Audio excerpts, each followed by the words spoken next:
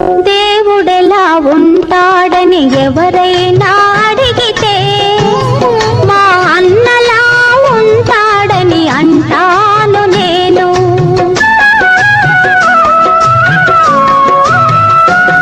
అనురాగమెలా ఉంటుందని ఎవరైనా అడిగితే మా చెల్లిలా ఉంటుందని చెబుతాను నేను. చెల్లెలున్న ఇల్లే సిరిమల్లె తోట, మా అమ్మలు చిరునవ్వే ముచ్చ. దేవుడెలా ఉంటాడని ఎవరైనా అడిగితే మా అన్నలా ఉంటాడని అంటాను నేను.